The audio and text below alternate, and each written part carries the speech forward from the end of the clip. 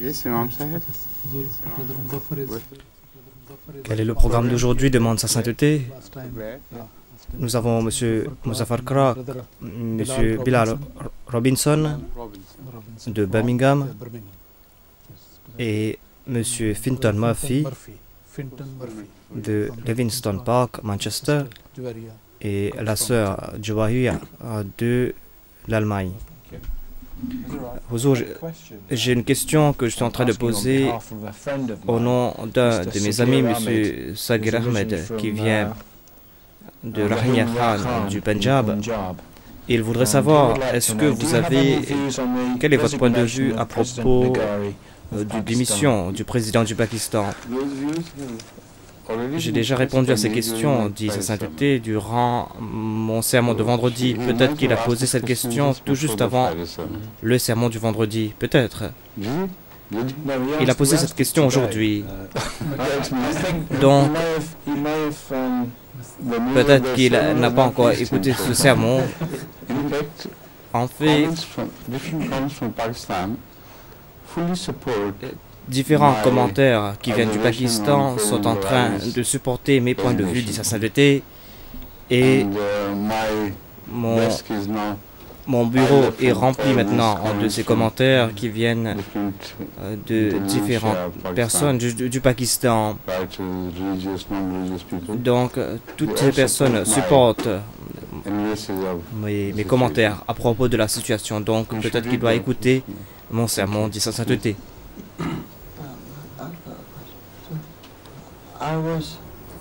J'étais choqué de voir les musulmans qui étaient en train de vendre de l'alcool, qui sont en train de vendre de la chair de porc.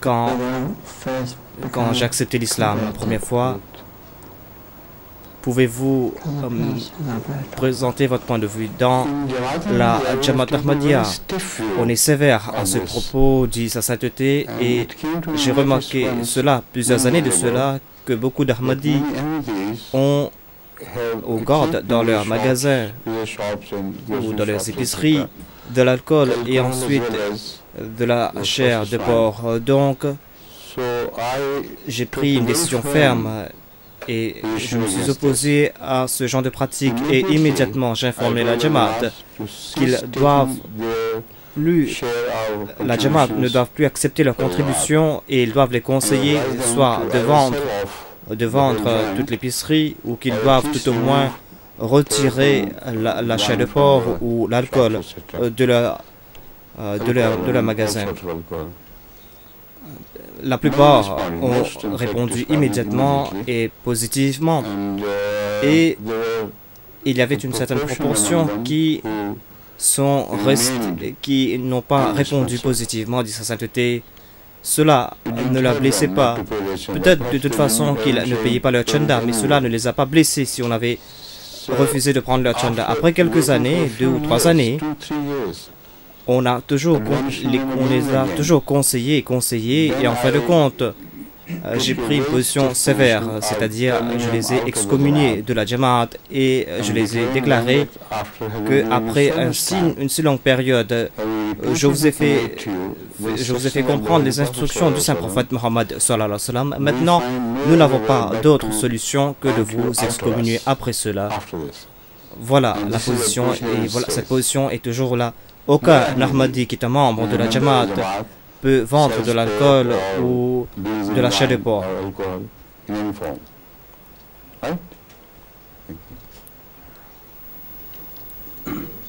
Assalamu alaikum.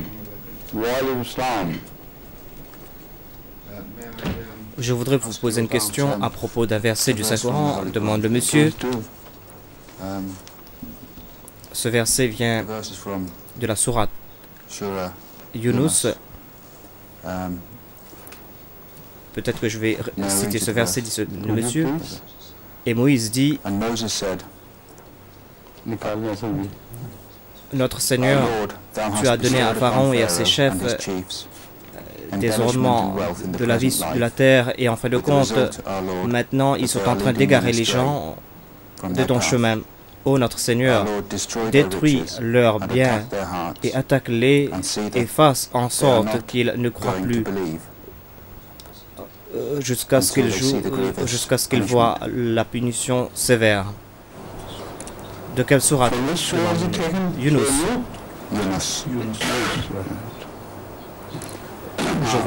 Je vais demander à Imam Saheb de reciter le même verset avant et de me citer les versets avant et après le verset que vous avez cité. So these are verses from Surah Yunus. I start reading from verse 88.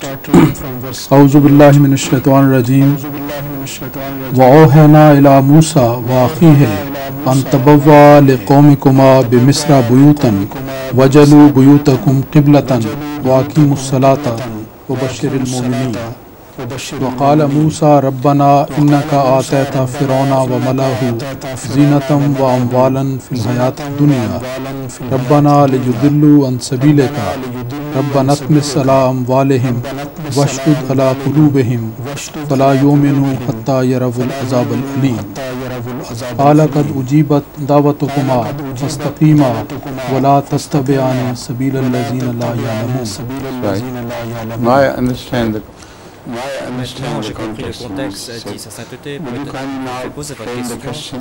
Qu'est-ce que vous n'avez pas compris à ce propos? Dans le verset suivant, il est dit que vos prières sont acceptées.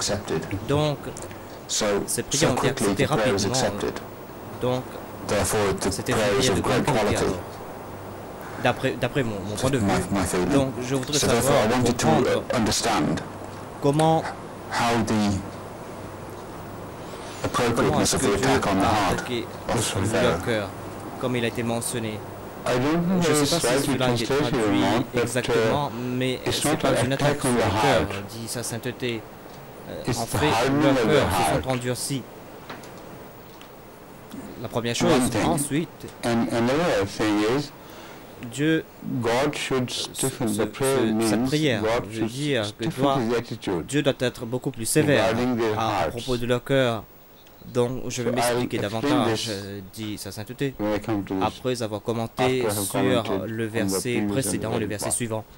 Tout d'abord, les prières contre un peuple particulier ne sont pas permis à moins qu'on ait utilisé tous les moyens à la disposition du prophète. Donc, dans le cas de Moïse, dit sa sainteté, cette prière était une prière qu'il était forcé de faire après avoir montré les 9 signes à Pharaon. Et chacun des signes a été rejeté et Pharaon et son peuple n'a fait que de chercher des prétextes. Ils ne cherchaient que gagner du temps. Ils ont dit pour un certain temps que nous allons accepter ce signe de la part de Dieu. Mais tout d'abord, enlève cette calamité. Ensuite, quand Dieu a enlevé la calamité qui les a frappés, ils sont retournés en arrière, c'est-à-dire ils défiaient toujours les signes de Dieu. Et ils traitaient les gens d'Israël avec une grande cruauté. Cela s'est passé à 9 reprises, dit sa sainteté, et ensuite on ne pouvait plus rien faire. On ne pouvait rien attendre de ce peuple. On ne pouvait plus attendre que notre signe allait peut-être changer leur cœur. Donc, Moïse a peut-être eu la permission de la part de Dieu de prier contre ce peuple, c'est-à-dire c'était une prière finale et il n'aura plus de répit. Donc voilà ce qu'est en train de démontrer ce verset, c'est-à-dire maintenant il a été établi qu'aucun signe ne pourra changer leur attitude. Ils vont donner naissance à des enfants ou à une génération qui va défier les signes de Dieu. Donc voilà le moment propice. Et maintenant, je suis en train de prier, dit Moïse, c'est-à-dire sois beaucoup plus sévère envers ce peuple maudit, ne leur accorde aucun répit maintenant. C'était quoi le verset? Washdud ala qulubihim. Washdud ala qulubihim. Qulub ici est c'est le réceptacle même de l'âme, mais cela ne veut pas dire ce cœur physique que nous avons, dans le sens que c'est ce pouvoir de discernement que nous avons à l'intérieur de nous. Cela se passe quelque part en l'esprit, mais dans la terminologie religieuse et ensuite dans la terminologie du monde en général, cette puissance déterminante est considérée comme le cœur, c'est-à-dire mon cœur a décidé de faire ceci ou de faire cela, mais le cœur en fait ne fait rien.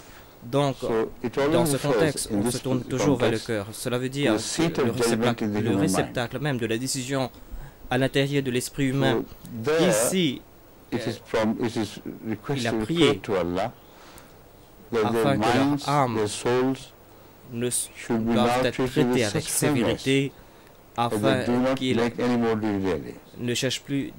Ils doivent réaliser maintenant que maintenant, il est trop tard et ce n'est plus le moment de pardonner et maintenant Dieu va les traiter avec sévérité. Est-ce que cela répond à votre question ou est-ce que vous avez autre chose en tête? Demande sa sainteté. Salam.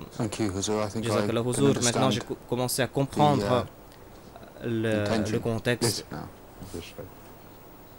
Prochaine question, demande sa sainteté. Je voudrais une question de la part d'un non-musulman. Cette question vient de ce concept que chaque être humain déteste la tristesse, nous aimons la joie. Donc, chaque événement doit être un événement de joie, tout comme c'était le jour de la résurrection, le jour de la création. Mais la question est, comment se peut-il qu'on doit avoir la détresse, parce que la détresse est considérée comme une illusion, parce que ce n'est pas une puissance créatrice, comme la joie ou comme la création qui vient de la joie. Muzaffar Sahib, est-ce que vous avez compris la question? Pouvez-vous m'aider? Je vais essayer de M. Muzaffar. La question, je crois, c'est qu'on avait parlé à ce propos auparavant, c'est que dans la création du monde était un acte d'amour et chaque être humain doit accomplir ses actions avec joie et avec amour et il doit tenir en considération le but même de la création et il ne doit pas avoir une illusion, mais quel est le but de la création? Demande sa sainteté. Voilà le point que je voudrais mentionner.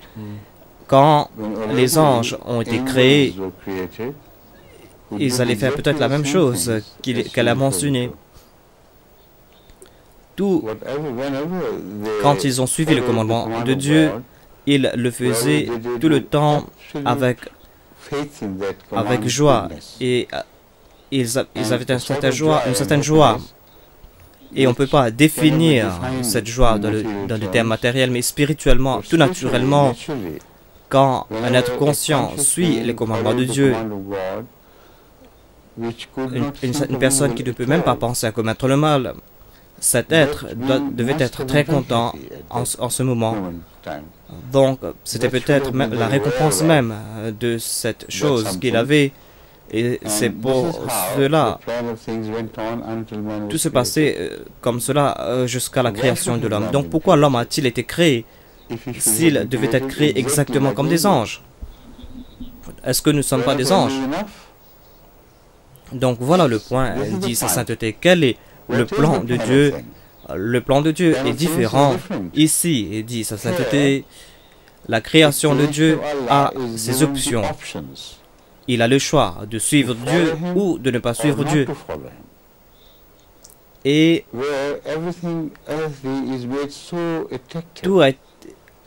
tout est apparemment beau. Et vous devez prendre vos décisions de ne pas suivre Dieu parce que vous êtes attiré par des choses matérielles. Alors que la foi vous commande et vous conseille que la joie ultime est liée avec Dieu quand vous avez cette option à cette nouvelle création, c'est-à-dire à l'homme, quand l'homme a le choix, et s'il ne suit pas Dieu, certainement, il sera triste, il sera dans la détresse. Donc, la détresse n'est pas une création de Dieu. Les ombres ne sont pas créées par la lumière, mais il y a les ombres quand il n'y a pas de lumière. Le Saint-Coran est la lumière. Tout ce que le Saint-Coran nous dit est la lumière. Si quelqu'un se cache derrière un obstacle et qu'il ne peut pas voir la lumière ne peut pas l'atteindre, voilà donc une vie de détresse et d'ignorance. Et la joie devient une partie inséparable des poursuites mondaines. Et il a cette détresse à cause de ses actions. Et ce n'est pas le plan de Dieu que de le rendre triste. Peut-être que je vous ai répondu, dit sa sainteté. J'ai développé cette question en détail dans le livre que je vais publier, Inch'Allah. Et si Dieu me le permet, on va le publier prochainement. Toutes ces questions et d'autres questions similaires ont été répondues en détail, dit sa sainteté. Quel sera le titre du livre? Ce sera Révélation, la rationalité, la révélation et le rôle de la rationalité pour atteindre la vérité. Donc c'est quelque chose de ce genre, dit sa sainteté. C'est un sujet très intéressant et c'est un sujet qui agite l'esprit de la moderne. La question est la même partout. Est-ce qu'on peut être guidé vers la connaissance parfaite et vers la vérité seulement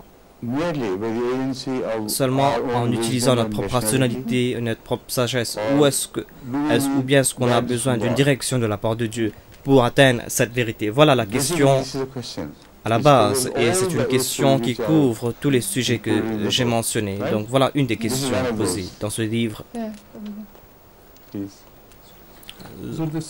La prochaine question vient d'un non-Ahmadi qui regarde la MTA régulièrement.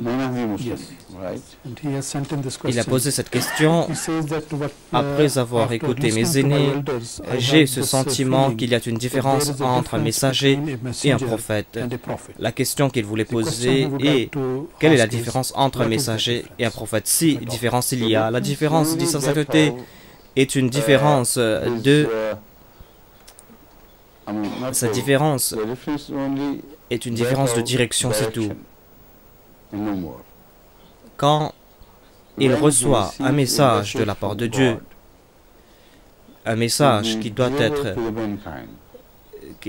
donné à l'humanité, alors il devient un messager. Quand il parle des événements futurs et quand il a reçu cette information de la part de Dieu, c'est là qu'il devient prophète. Donc cette même personne, d'un point de vue, peut être qualifiée d'un prophète et d'un autre point de vue, il peut être qualifié d'un messager. Il n'y a pas de différence fondamentale. Et j'ai prouvé à plusieurs reprises, surtout en me référant à des versets coraniques, que tous les messagers doivent être des prophètes de Dieu. Mais tous les prophètes ne sont pas nécessairement des messagers. Et tous les messagers doivent être des prophètes. Donc, à ce propos, on est sûr à 100%. Mais c'est un prophète, dit sa sainteté, dans les prophètes, comme on le sait dans le monde. Vous prophétisez en référence à leur propre révélation, ou en référence à leurs rêves, ou des fois en référence à leurs intuitions, mais ils n'ont pas été commissionnés par Dieu. Donc, le dénominateur commun entre les deux, c'est d'être commissionné par Dieu. Quand Dieu commissionne quelqu'un pour le représenter, il leur accorde ces deux positions, c'est-à-dire d'un messager et d'un prophète. Huzur, récemment aux Nations Unies, on a publié un rapport concernant le sida. J'ai certains faits, donc tout cela a été montré à la télé. Peut-être que je veux présenter ces faits avant de poser cette question. Donc, un rapport de la USA dit qu'environ 30 millions de personnes dans le monde, 30 millions de personnes sont frappées par le sida. Et une personne sur 100 activement sexuelle est frappée par le sida et 99% de ces personnes vivent en Afrique. Ma question est, est-ce qu'il est trop tard maintenant pour l'homme si le sida continue à se répandre? Est-ce que ce sera une façon pour Dieu de faire comprendre à l'homme qu'il doit se comporter moralement? Donc, encore une fois, dit sa sainteté dans le livre qui sera publié, j'ai tout un chapitre sur le sida et j'ai prouvé rationnellement, dit sa sainteté, que ce sida, même si le sida a été prédit religieusement, ce sida a sa propre rationalité et il peut être prouvé que le sida était seulement la conséquence que l'homme devait attendre parce qu'ils ont défié les lois même de la nature, les lois qui ont été créées par Dieu. Le monde doit être puni par Dieu de même que les villes de Lot ont été détruites. La philosophie qui commande les deux événements sont similaires, dit sa sainteté. Donc voilà l'idée présentée.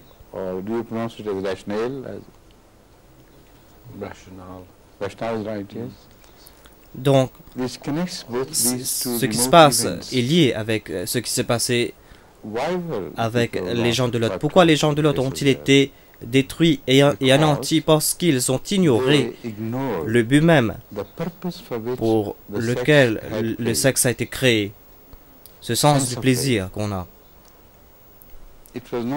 C'était pas pour le plaisir que Dieu a créé le sexe. C'était afin que l'homme puisse procréer. Et c'est pour cette raison que Dieu a accordé le plaisir au sexe. Voilà un des domaines sur lesquels j'ai parlé en long et en large, surtout en me référant au Messie premier alayhi salam. J'étais très content de lire que lui aussi, il avait le même point de vue. Le Messie premier alayhi salam a analysé la situation et il écrit que tout plaisir que nous avons à travers les 5 sens que nous avons ne sont pas en fait les objets mêmes. Les 5 sens que nous avons n'ont pas pu être promus s'il n'y avait pas un certain plaisir attaché avec ces 5 sens que nous avons. Ensuite, il se tourne vers la question du sexe et du plaisir. Le Messie premier alayhi salam explique davantage que imaginez un peu, imaginez le sexe qui a été créé pour préserver les espèces, mais sans aucun plaisir. Même si aujourd'hui vous voyez de tels cas, vous allez détester le sexe.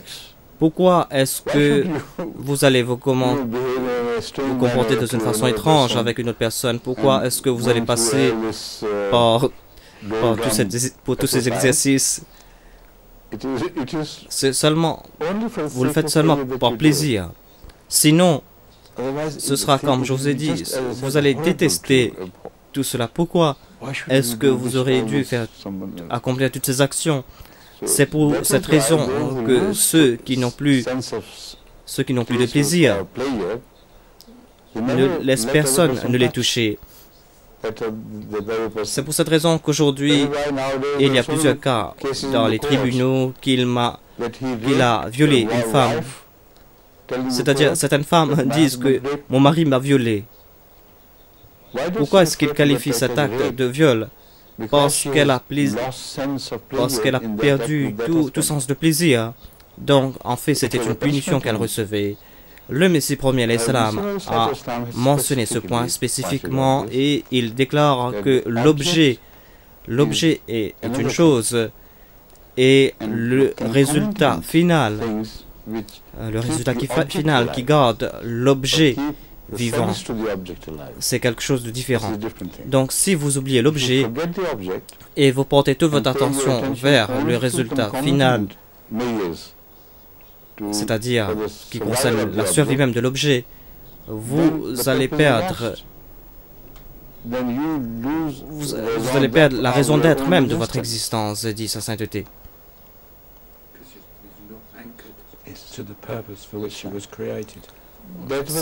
Ce n'était pas une cruauté de la part de Dieu. C'est la seule logique. Pourquoi les villes de Sodome et de Gomorrhe, pourquoi ces deux villes, pourquoi les villes de Sodome et de Gomorrhe ont été détruites? Le même message doit être répété aujourd'hui encore une fois parce que les homosexuels, les hommes et les femmes, les deux, veulent profiter des moyens, les moyens que Dieu les a donnés, et ils veulent agir à contre-courant contre l'objet final, parce que l'homosexualité ne peut pas donner naissance à de nouvelles générations. Donc, cela s'est répandu partout dans le monde et, conséquemment, il y avait un temps où Dieu devait être considéré comme un Dieu injuste qui a traité les gens de l'autre sévèrement, mais qui n'a pas réagi maintenant, alors que notre époque demande une plus grande sévérité. Donc, une fois, j'ai lu un article, dit sa sainteté, un article écrit par cet prêtre. Ils écrivent que si Dieu ne nous punit pas aujourd'hui pour nos péchés, alors les villes de Sodome et de Gomorrhe ont été traitées injustement et ils vont se soulever contre.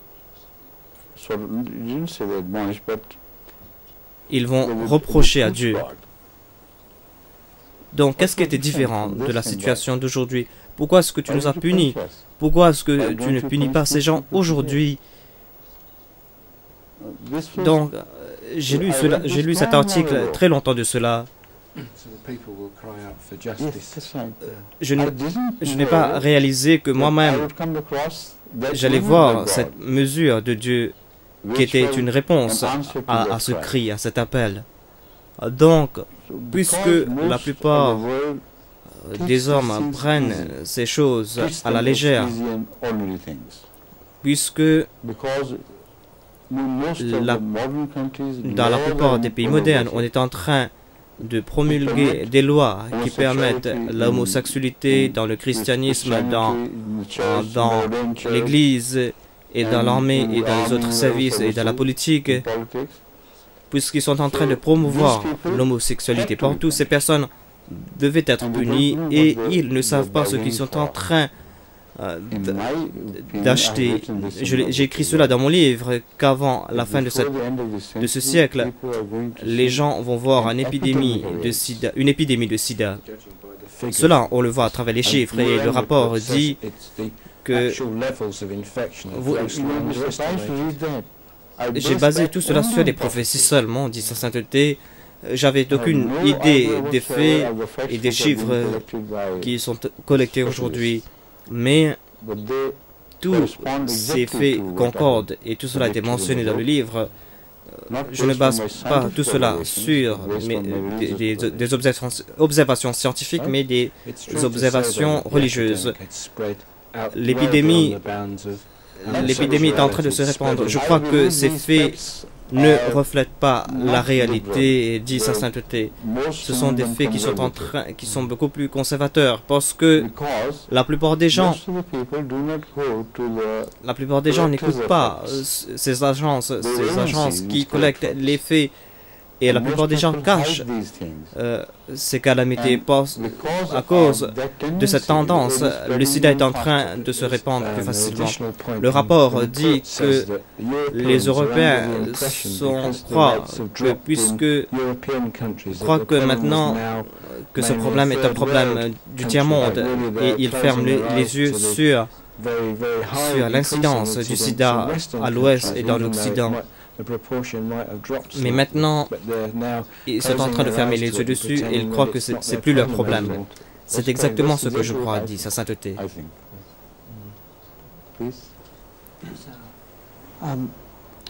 Pourquoi est-ce que les sunnites et les chiites disent que les Ahmadis ne sont pas des musulmans? Pouvez-vous m'expliquer cela? Pouvez-vous élaborer dessus, dit sa sainteté? Est-ce que vous avez lu cette littérature chiite contre les sunnites, demande sa sainteté? Comment les chiites condamnent les sunnites et qu'ils les déclarent non musulmans? Si vous aviez lu cette littérature, et si vous aviez lu aussi la littérature sunnite qui condamne les chiites en tant que non-musulmans, il qualifie des chiites de non-musulmans. Et si vous avez lu cette littérature dans laquelle toutes les sectes sunnites se considèrent comme des non-musulmans, donc cette question aurait pris une autre forme. Pourquoi, en dépit du fait que durant ces 1300 ans avant le Messie premier l'Islam, ils étaient à couteau tiré, ils se qualifiaient de non-musulmans les uns les autres. Mais maintenant, ils se sont réunis tous ensemble contre les Ahmadis. Voilà la question que vous aurez dû poser, dit sa sainteté.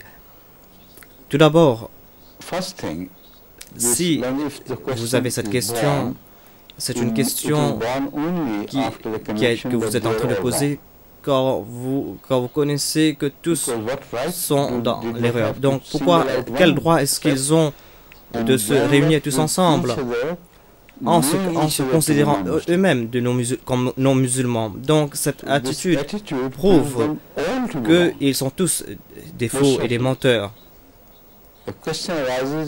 La question est, est-ce que ces 72 sont tous des menteurs? Peut-être qu'un de ces sectes peut être dans la vérité, mais cela ne s'est jamais passé dans l'histoire de l'islam. C'est-à-dire, malgré le fait qu'ils se qualifient de fiefs, incroyants et d'impies, malgré le fait qu'ils se disent non musulmans les uns les autres, ils se sont joints ensemble pour opposer à l'Ahmadiyyat. Et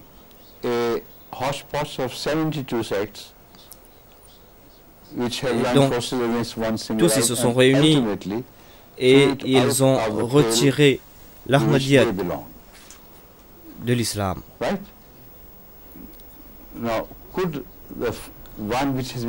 Est-ce que celui qu'ils ont rejeté peut être dans la vérité? D'abord, je dois mentionner que le saint prophète Mohammed, sallallahu alayhi wa sallam, quand il prophétisait le futur de l'islam ou le futur de la Ummah islamique, il a déclaré que mon Ummah à moi, mon peuple à moi, va suivre les pas des Juifs. Ils vont ressembler les Juifs à tel point que, tout comme la Ummah juive a été divisée en 72 sectes, mon Ummah moi sera divisée en 72. Tous seront dans l'erreur. Ils iront en enfer, dit sa sainteté. Ils auront un caractère satanique. Tous iront en enfer. Tout d'abord, posons cette déclaration et examinons la situation du peuple d'Israël avant la venue de Jésus-Christ. Ils ont été divisés, tout comme le saint prophète l'a déclaré, et tous se sont opposés à Jésus-Christ. Donc, c'était des menteurs et des faux alors. Cette division s'est affinée et c'était soit en suivant Jésus, soit ne pas suivre Jésus. Les 72 ceux qui s'accusaient mutuellement avant la venue de Jésus-Christ se sont unis et unis contre Jésus-Christ, alors qu'auparavant, ils n'étaient pas unis ensemble. Donc, la similarité est frappante, dit sa sainteté. Mais ce que Jésus-Christ avait créé, c'était la 73e Jama'a.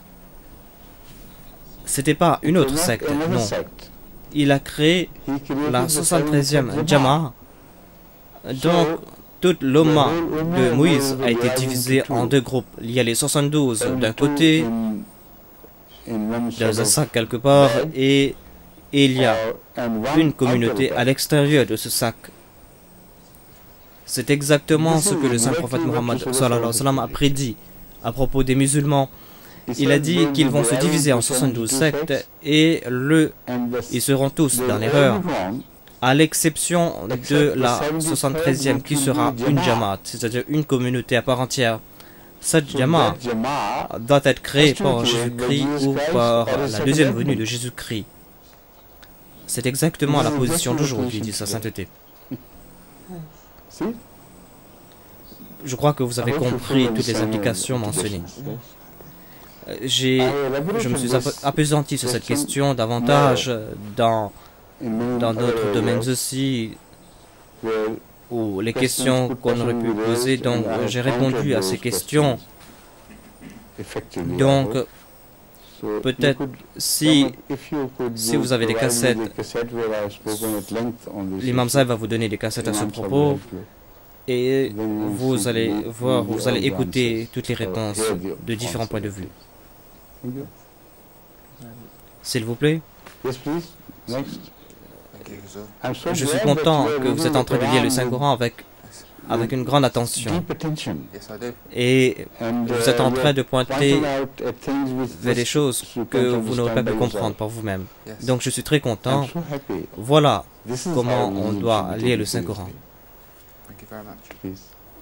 J'ai une autre question qui est liée avec ma question précédente. Et ce verset, quand on punit quelqu'un en islam,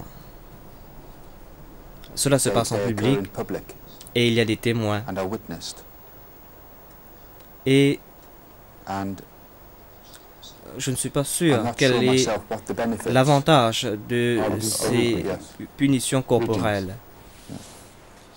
Tout d'abord, dit sa sainteté, punir quelqu'un devant tout le monde est contre la justice.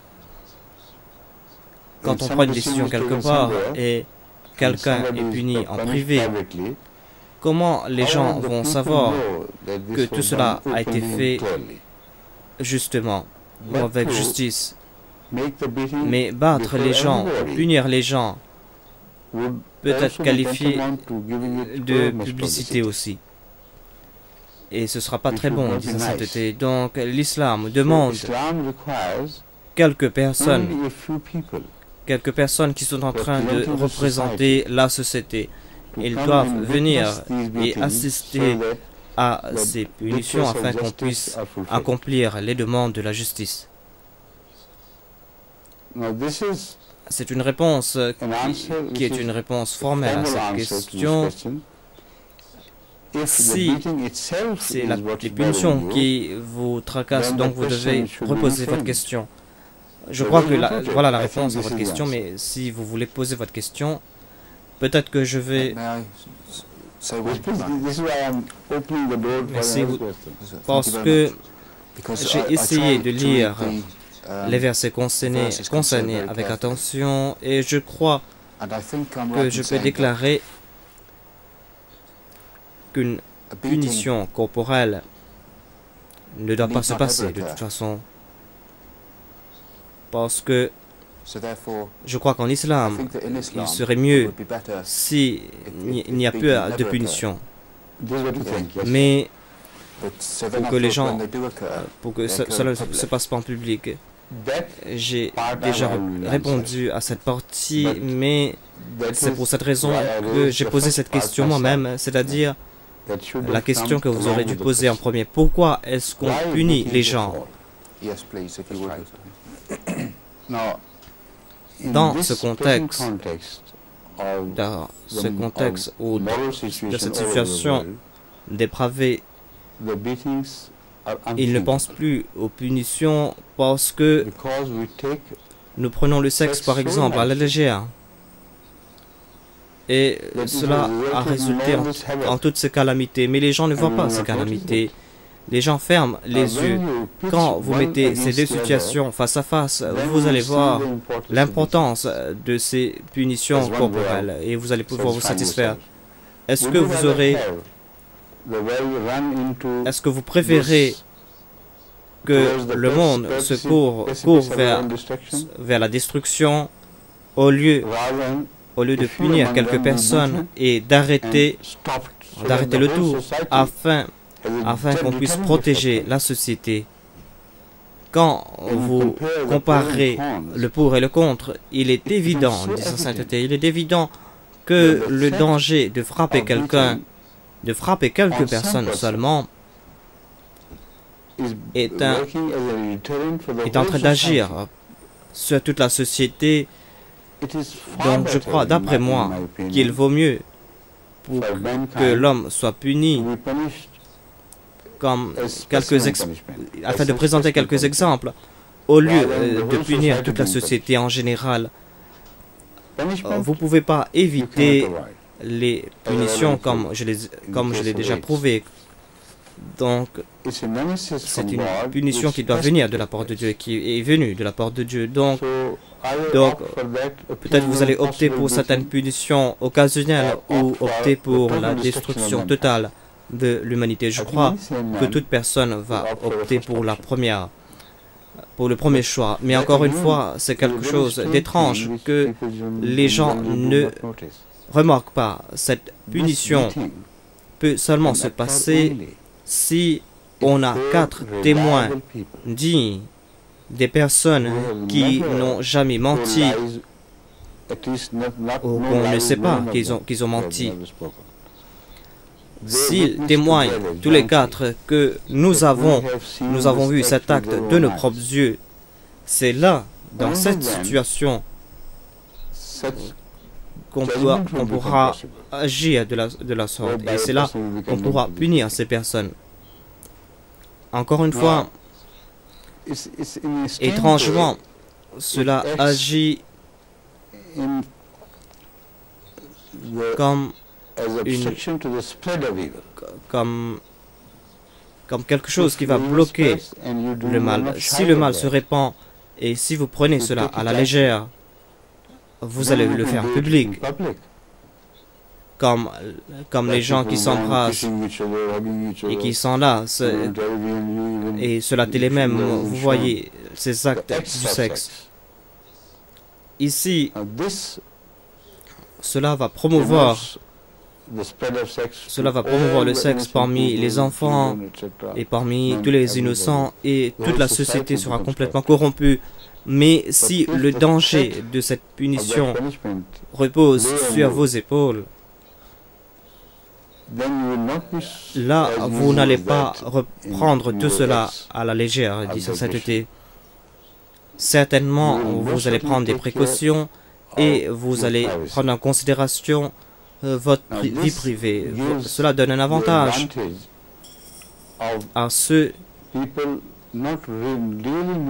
parce que les gens ne savent pas ce qui est en train de se passer, parce que la connaissance du sexe des autres ne fait que promouvoir le sexe. C'est pour cette raison que des fois, dans les journaux, vous voyez des fois, il enlève toute publicité concernant les cigarettes, ou s'il y a... Ils disent qu'il ne faut pas montrer la cigarette à la télé. Donc si cela se passe, ils doivent le montrer. Apparemment, je dois dire. Mais ils savent la philosophie. C'est-à-dire, si on montre cela au public, beaucoup de personnes qui ne savaient même pas c'était quoi la cigarette vont tirer un certain plaisir. Et eux aussi, ils seront influencés par la cigarette. Si la cigarette peut être répandue à travers ces publicités, pourquoi est-ce que le sexe ne sera pas promu à travers la publicité? Donc, cette punition, on dit sa sainteté, est conditionnelle à 4 personnes, c'est-à-dire 4 personnes qui doivent voir cet acte ensemble, et cela se passe que très rarement. Donc, cet acte de punition est donc très très rare, alors que le danger est là. L'acte de punition est très rare, mais au même moment, si cela ne devient pas aussi rare, et si cela se passe dans une façon où si cela va sortir des 4 murs de la vie privée, alors de telles personnes méritent punition. Mais tout cela a été fait à un moment où la société a été déjà purifiée. Quand toutes les lois concernant le sexe ont été déjà mises en place, si certaines personnes défiaient ces mesures ou si certaines personnes défiaient cette atmosphère de pureté, je crois qu'il est impossible pour vous de ressentir un certain dégoût pour ces punitions. Je crois que vous allez réfléchir dessus. Merci. Ma deuxième question est que je voulais demander, est-ce que Dieu a un sens de l'humour? Est-ce que Dieu a un sens de l'humour? Dans quel sens? Elle voulait savoir si Dieu a un sens de l'humour. Est-ce que si cela a été mentionné dans le Saint-Coran? L'humour, dit sa sainteté, peut être pris dans de différentes façons. Tout d'abord, seulement un acte qui n'a aucun sens, seulement pour faire les gens rire, pour les faire rire à propos de quelque chose de ridicule. Et l'humour a un sens beaucoup plus sinistre. Quand l'humour vous fait comprendre que vous avez commis une erreur. Donc, l'humour dans le sens a été mentionné à plusieurs reprises dans le Saint-Coran. Zur innaka antal azizul karim. C'est-à-dire, vous considérez comme des nobles et des personnes honorables, des personnes puissantes. Maintenant, regardez cette punition. Goûte un peu de votre nobilité, goûtez un peu de votre honorabilité. Donc, cela devient une ironie dans ce cas, dit sa sainteté. Mais, dans plusieurs versets du Saint-Coran, c'est en deçà de l'ironie, c'est-à-dire un humour lié avec un but. Et c'est ce que nous observons dans la personne même du Saint-Prophète Mohammed sallallahu alayhi wa sallam. Il avait un sens de l'humour qu'il avait reçu de la part de Dieu en étant un modèle, c'est-à-dire c'était lui, la personnification même du Saint-Coran. Par exemple, une fois, une vieille dame l'a approché et lui a demandé au prophète de Dieu, est-ce que j'ai fait ceci, j'ai fait cela, est-ce que j'irai au paradis? Est-ce que Dieu va m'accepter au paradis? Le saint prophète répondit non. Certainement non. Parce qu'aucune vieille femme n'entrera au paradis. La femme était consternée, elle ne pouvait pas comprendre le sens de l'humour du saint prophète Mohammed, paix soit sur lui, et elle a commencé à pleurer. Elle a dit, oh prophète de Dieu, pourquoi? Immédiatement, le saint prophète Mohammed, paix soit sur lui, il a dit que vous allez entrer au paradis, mais pas dans cet état. Vous irez au paradis comme une âme pure et saine. Donc voilà comment l'humour est employé dans le Saint-Coran et dans la personne du Saint-Prophète. C'est-à-dire il voulait servir un certain but spécifique. Et puisqu'il tire tout son caractère des attributs de Dieu, donc c'est un exemple. Et c'est une illustration comment est-ce qu'il a fait et quels sont les attributs de Dieu qui ont pu le pousser à agir de la sorte. Donc, il n'a pas mentionné certains attributs de Dieu, mais je suis en train d'expliquer davantage. C'était la seule personne du monde entier à propos de qui Dieu a dit que tu agis exactement comme je te demande d'agir. Tu n'as jamais dévié de la direction que je t'ai donnée. Donc voilà l'exemple de comment il a agi. Je crois que l'humour de Dieu était mentionné dans le Saint-Coran. Par exemple, la façon dont les choses sont exprimées quand vous lisez certaines choses. Donc, cela vous fait penser davantage. Donc, tout cela est je ne peux pas oublier dans le Saint-Coran. Je voulais savoir l'humour parce que je me suis tombé dessus. C'est pour cette raison que l'humour est utilisé dans les écrits du Messie premier l'Islam contre les détracteurs de l'islam et contre les mullahs non ahmadis. Donc, il emploie l'humour. En parlant à ce propos, il déclare que si l'humour vous fait comprendre la réalité, c'est-à-dire que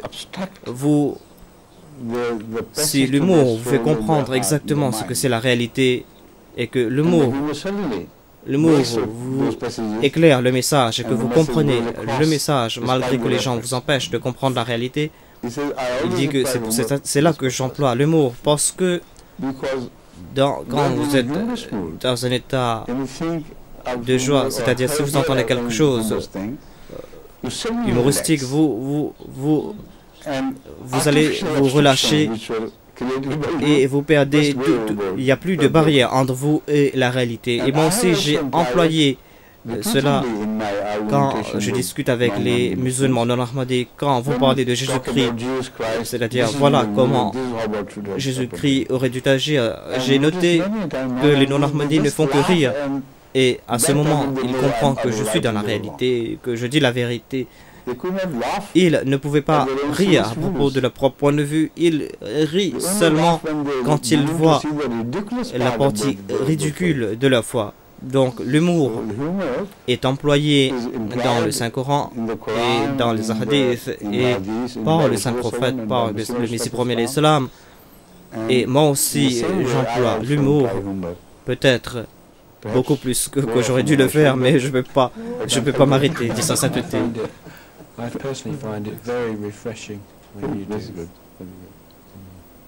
S'il vous plaît, prochaine question. Je crois que on est retourné vers moi. C'est une question importante pour des nouveaux convertis. Le problème que moi-même j'ai vu, il est très difficile parce que pour les convertis, parce qu'ils confondent la culture et la religion, et les gens parce que en fait votre culture, c'est pas une faute à nous, dit sa sainteté, parce que la culture que vous considérez comme une culture chrétienne est seulement partiellement chrétienne.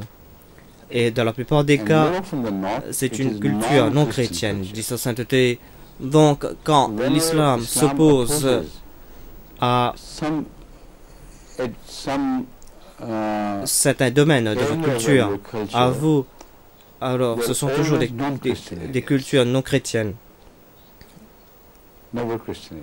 Et en étant non chrétiens, ces cultures sont fausses, donc ils ne peuvent pas être suivis simultanément. On ne peut pas suivre cette culture en accord avec des directives divines.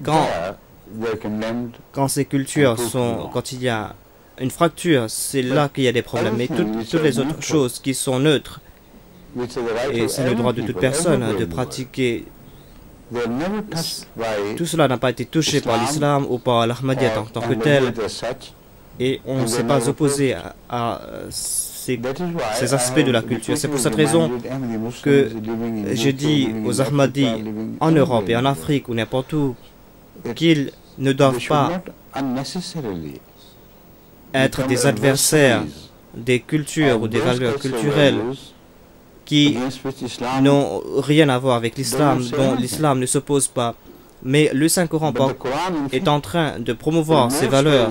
Et le Saint-Coran nous fait comprendre qu'il ne faut pas toucher à ces valeurs qui ne vont pas à l'encontre des enseignements islamiques. Le Saint-Coran mentionne les différences de langue et de culture et de tradition et de couleur. En fait, le Saint-Coran accepte ces différences. Il y a les différences climatiques ou des différences géographiques.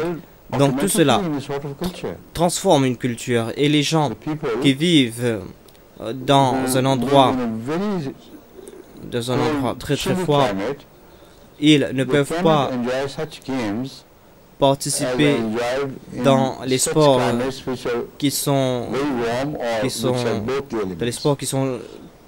que les gens. Donc tout cela va agir sur vos activités, dans le sens que ils sont influencés par l'environnement. En plus, le statut, la situation économique d'un peuple influe sur sa culture. Quand ces valeurs vont à contre-courant des enseignements islamiques, c'est là qu'on doit s'opposer à ces valeurs. Dans les autres domaines, on n'a pas le droit de s'opposer à ces valeurs culturelles. Donc c'est une question qui doit être observée en détail et vous devez analyser la situation culturelle en détail. Dans la plupart des cas, on n'analyse pas la situation et en résultat, vous créez deux types de musulmans dans un même pays,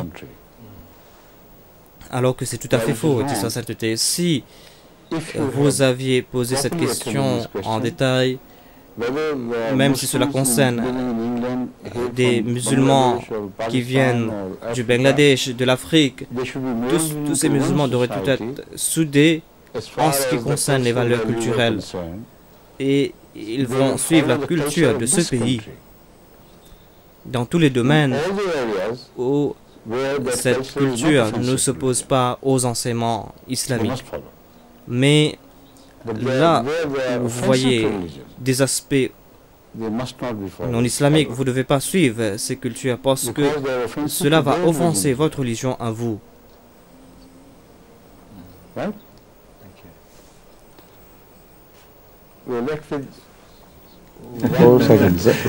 seconds.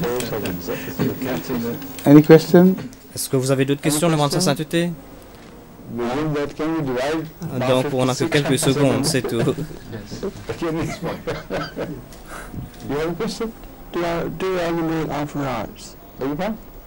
Est-ce que les animaux ont des droits? Certainement, oui. Le Saint-Coran est clair à ce propos et le Saint-Prophète Mohammed, paix sur lui, a mentionné spécifiquement, au contraire, il a objecté contre les personnes qui agissent avec cruauté envers les animaux. Au contraire, il les a promis que vous aurez l'enfer si vous ne changez pas vos pratiques et si vous traitez les animaux avec cruauté. Merci. This is the last question. This time to expire, I have to leave. Huh?